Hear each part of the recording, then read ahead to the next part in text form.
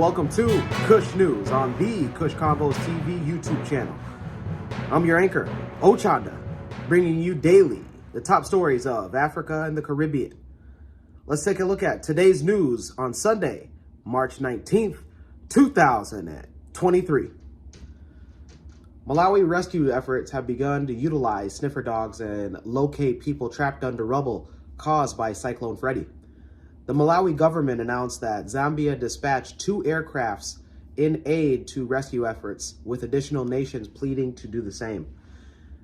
Since making landfall in the southern African region in late February and circulating back a second time, Cyclone Freddy has killed over 500 people in Malawi, Mozambique, and Madagascar. The storm had dissipated, but the rain continues to hamper rescue efforts as vehicles struggle on flooded roads. Authorities say that there are still many areas that cannot be accessed by either vehicles or boats themselves. For those in Malawi, Madagascar, and Mozambique, let us know what's going on the ground. Drop a comment. Let's go to Nigeria. Counting is underway in Nigeria after millions of people went to polls on Saturday in a delayed vote for new state governors. The election in 28 of Nigeria's 36 states comes amid heightened tensions following last month's disputed presidential poll. Opposition parties continue to reject the victory of President-elect Bola Tinubu as of the ruling party of All Progressive Congress Party. The vote for governors was postponed in a few locations, including Lagos town, over fears of attack on electoral officials. There have been reports of scattered violence and voter intimidation in some cities across Nigeria.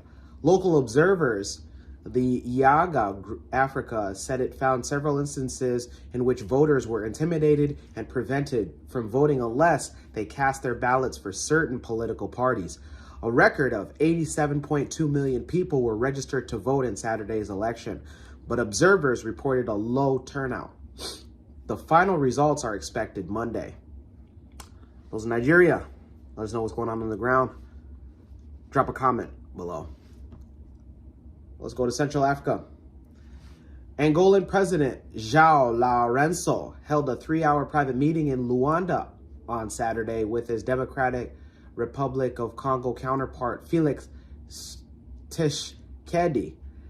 The talks came a day after the Angolan parliament approved a year-long deployment of up to 500 soldiers to the troubled Eastern Democratic Republic of Congo.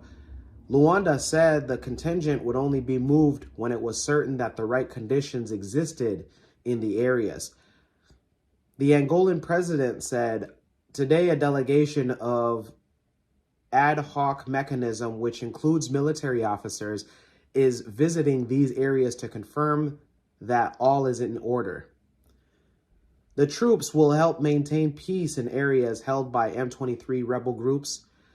The militia resumed fighting at the end of 2021 and have conquered large swaths of territory in the DRC's North Kivu province. Angola's presidents played a key in mediation in trying to end the conflict, but the latest ceasefire he negotiated collapsed earlier this month on the same day that it was due to take effect. The DRC has accused Rwanda of backing the mostly Congolese Tutsi group, a charge that President Paul Kagame and his cabinet denies. Those in the Central African region, let us know what's going on. Drop a comment below. Let's go to the Caribbean. Prime Minister Ariel Henry signaled Friday that he wants to mobilize Haiti's military to help national police fight the country's increasingly powerful gangs. Henry said during an appearance at the Haiti Armed Forces headquarters that he intends to mobilize all of the country's security efforts in the fight against gang violence. His comments come as Haiti and some UN officials continue to press the international community to deploy foreign troops to help quell the widespread violence. The president said, Prime Minister had said, "What we are living today is no joke." Haiti's military was disbanded back in 1995 after it participated in multiple coups and was accused of other political interference. The armed forces were reinstated by the assassinated President Jovenel Moise back in 2017 after the United Nations ended its peacekeeping operation in Haiti.